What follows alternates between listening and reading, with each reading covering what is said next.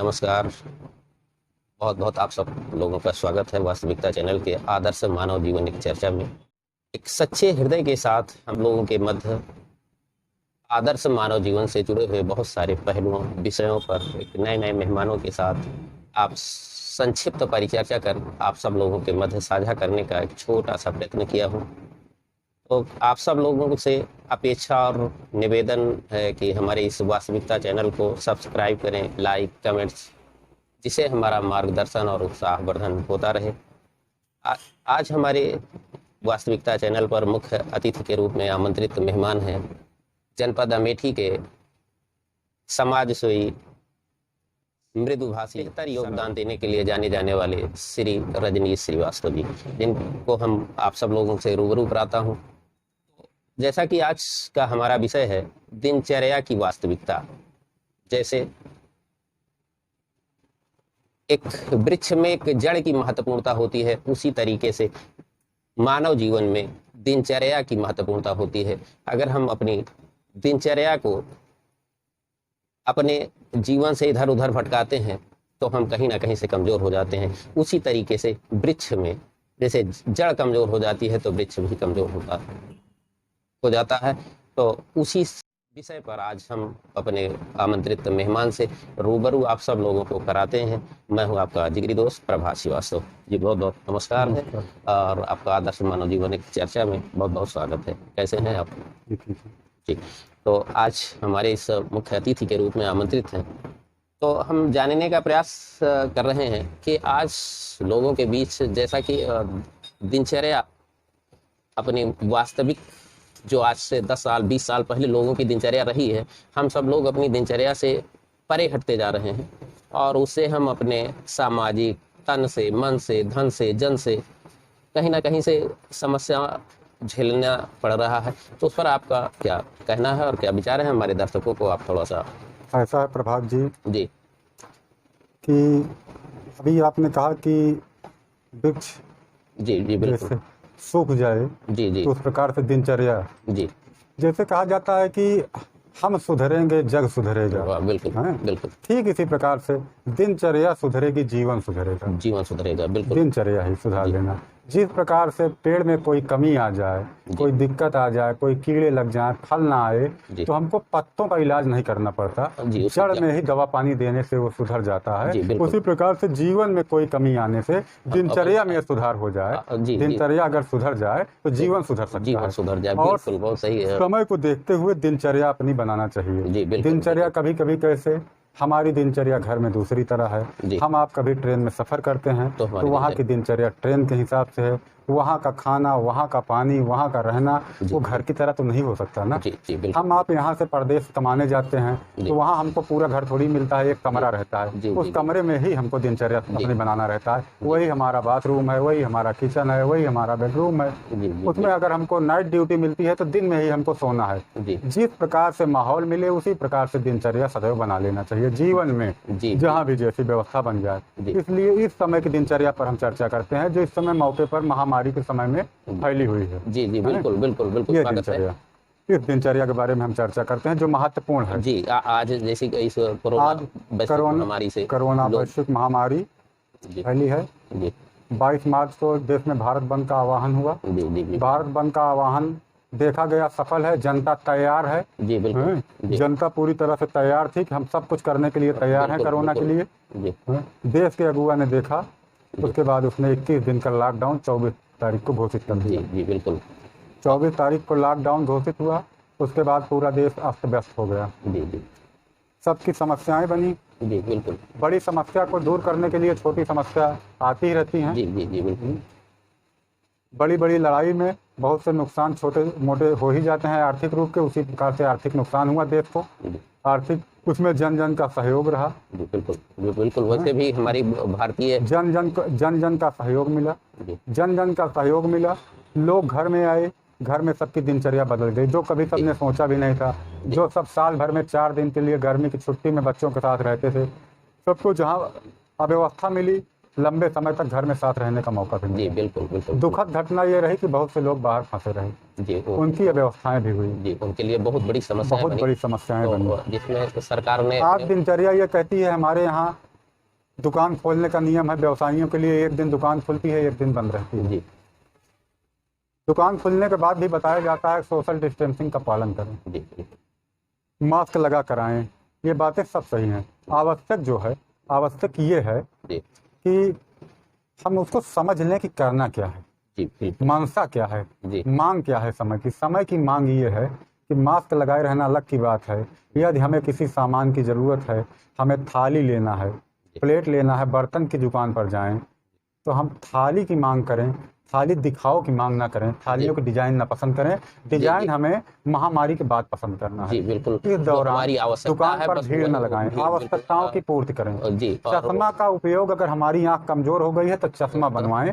चश्मे का डिजाइन हमने पुराने 4 महीने पहले खूब पसंद किया है और 6 महीने बाद हम पसंद करते रहेंगे। जी बिल्कुल। इसके लिए पूरा समय पड़ा है। अव्यवस्थाएं ना फैलाएं, अव्यवस्थाएं ना फैलाएं। जो चीज आसानी से उपलब्ध हो जाए उसे अपना भोजन बनाएं, बिल्कुल उसे खाएं।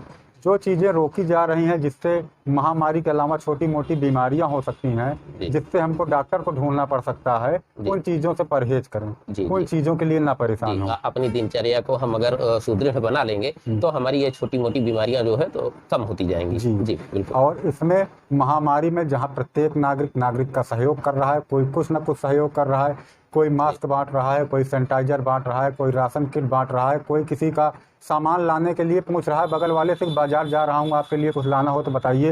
एक ही आदमी जा रहा है, सबने अपना सहयोग दिया है। इसमें जानवरों पर विशेष ध्यान दें, जानवरों का भी सहयोग करें। जी बिल्कुल।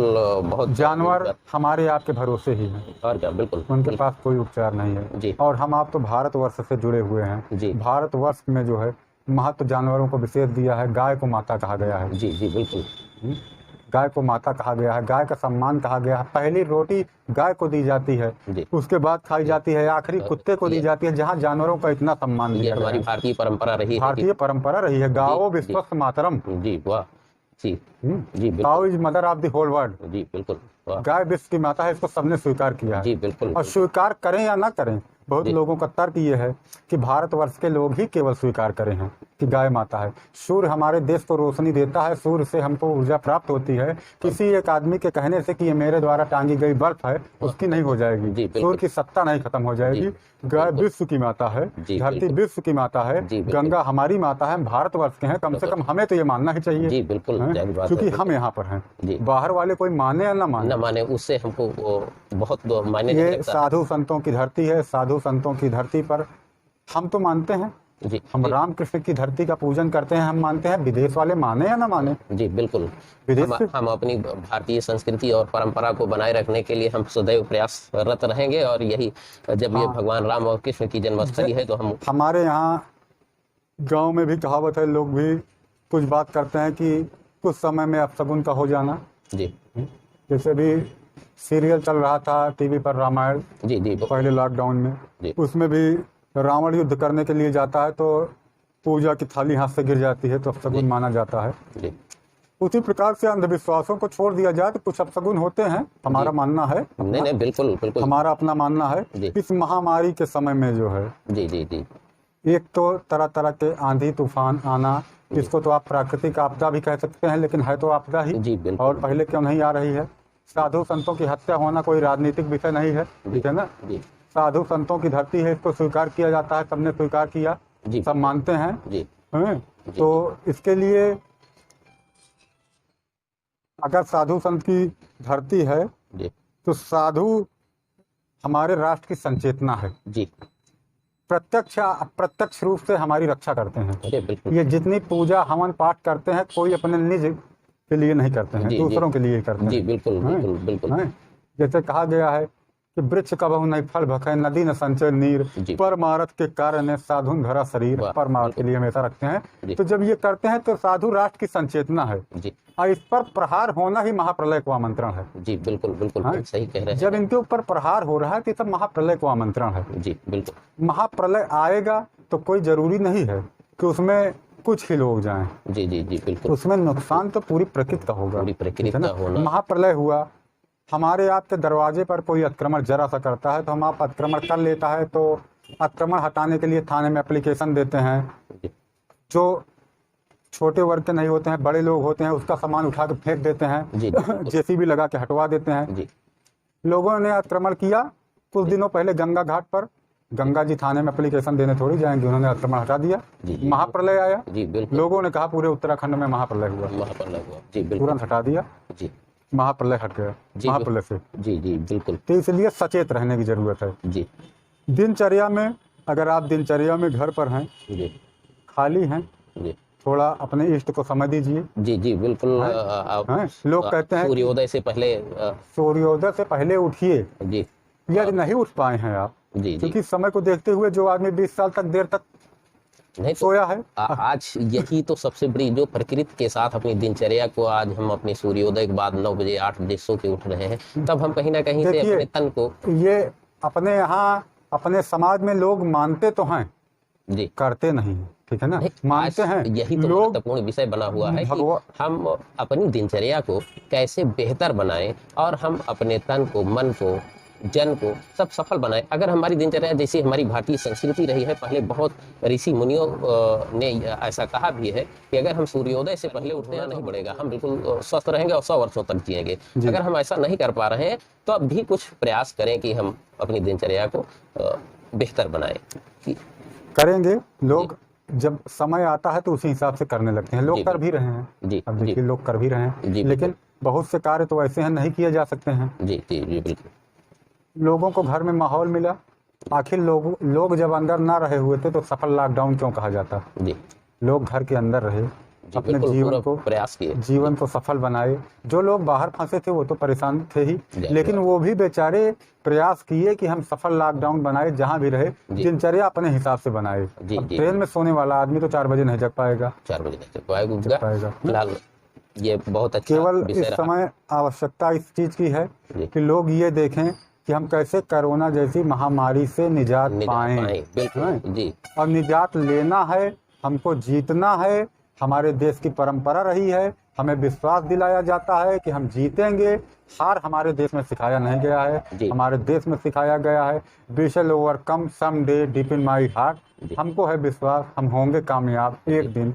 जब ये सिखाया गया है तो ऐसा नहीं है। कोरोना जैसी महामारी से निपटने में हमारा देश अगर प्रथम स्थान पर न रहा होगा, फिर भी उसका अपना एक स्थान है। उसने जो किया है, आज हमारे देश में कोरोना की समस्या बढ़ी है, ज़्यादातर केस आ रहे हैं, ये दुख की बात है, लेकिन कहीं ना कहीं उसमें एक उम्मीद की किरण इस बात की है कि हमारे यहाँ मृत्यु दर कम है, उसमें इजाफा हुआ है, मरीज ठीक हो रहे हैं, मरीज में ज़्यादा तौर पर फैल नहीं रहा है। जो लोग बाहर से भी आए थे उनके लिए शासन प्रशासन भी लगा हुआ है। शासन प्रशासन हमारे रक्षक हैं, वो पूरी तरह से काम कर रहे हैं, पूरी तरीके से अपना दिन रात मेहनत कर। जहाँ पर उनको टाइट होना पड़ता है वो टाइट होते हैं, एक अभिभावक की तरह से। जैसे अभिभावक हमारे साथ पूरा अच्छा व्यवहार करता है, जहाँ पर हमारी गलतियाँ होती हैं उन्हें सुधार करता है, टाइट रुख अपनाता है, जिस प्रकार की ज़रूरत होती है हमारे पढ़ाई के समय में, खाने के समय में खाना खिलाता है, उसी प्रकार से शासन प्रशासन देश की जनता ने सबने सहयोग दिया है। एक अभिभावक की तरह हम सब लोगों के तो पूरे भारत देश के नागरिकों के साथ पूरा शासन प्रशासन खड़ा हुआ है और मेहनत कर रहा है। हमारे बहुत सारे नेता, क्षेत्रीय नेता भी प्रयास कर रहे हैं, जैसा कि हमारे रजनी श्रीवास्तव जी भी, जो कि आज हमारे मुख्य अतिथि हैं, बहुत सारा प्रयास किया। बहुत जो बाहर से श्रमिक लोग आए उनके खान पान की समुचित व्यवस्था बनाए रखे हमारे गौरीगंज मुख्यालय में। तो आज हमारा विषय है दिनचर्या की वास्तविकता पर एक संक्षिप्त परिचर्चा में। जी, अब हम दूसरा प्रश्न जानने का प्रयास करेंगे कि हम इस कोरोना जैसी घातक वैश्विक महामारी में समूचा विश्व के वैज्ञानिक, डॉक्टर, बहुत सारे ऐसे स्वास्थ्यकर्मी प्रयासरत हैं कि जल्द से जल्द हम इससे निजात पाएं, तो उस पर आप क्या कहना चाहेंगे? क्योंकि हमारे देश के, राष्ट्र के, विश्व के कुछ बुद्धिजीवी वर्गों ने कोरोना महामारी को एक युद्ध का स्वरूप दिया। जी बिल्कुल। युद्ध की स्वरूप देना, सामने वाला जो दुश्मन होता है उस कटघरे में कोरोना महामारी को खड़ा किया। जी। यदि शत्रु हमसे कमजोर होता है तो हम उस पर वार करते हैं। जी बिल्कुल। यदि शत्रु हमसे तेज होता है तो हम अपना बचाव करते हैं। बचाव के लिए हम ढाल का इस्तेमाल करते हैं, वार के लिए हम तलवार का इस्तेमाल करते हैं। शत्रु हमसे घातक है, हमसे बड़ा है, उस पर हमारी जीत है। उसने जगह जगह पर अपनी जीत उपलब्ध कराई है, हमको दिखाया है कि मनुष्यों का जीवन उसके लिए मात्र एक वो है, तो तुरंत ले रहा है, घातक बीमारी है। इसलिए हमको सबसे पहले ढाल, और ढाल के रूप में हमको क्या करना है, हमको कम निकलना है। ढाल हमारा घर है, हमको अपने घर का इस्तेमाल करना है, घर में ढाल की तरह से रहना है। आवश्यकता पड़ने पर हमको अपने काम के लिए ढाल के पीछे से देखना है, महामारी नहीं है तो निकल के अपना काम कर लेना है, बाकी ढाल से ही अपना बचाव करना है।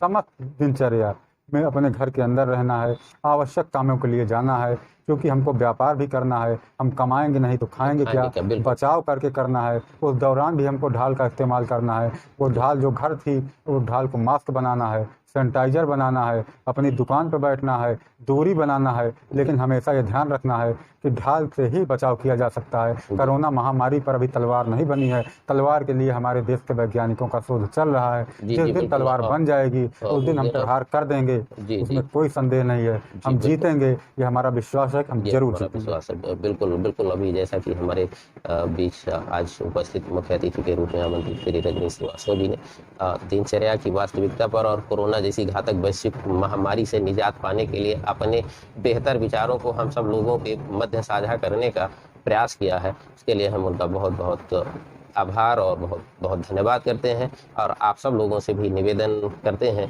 कि इस कोरोना जैसी घातक वैश्विक महामारी में बाहर जब आपकी बहुत बड़ी आवश्यकता हो तभी बाहर निकलें, अपनी शौक को कम करने का प्रयास करें और आवश्यकताओं की पूर्ति करें। मात्र आवश्यकताओं की पूर्ति के लिए ही बाहर निकलें, ना कि फिजूल आना जाना, अन्य शौक के लिए बाहर निकलना ये हमारी आवश्यकता नहीं है, ना मेरी मजबूरी है।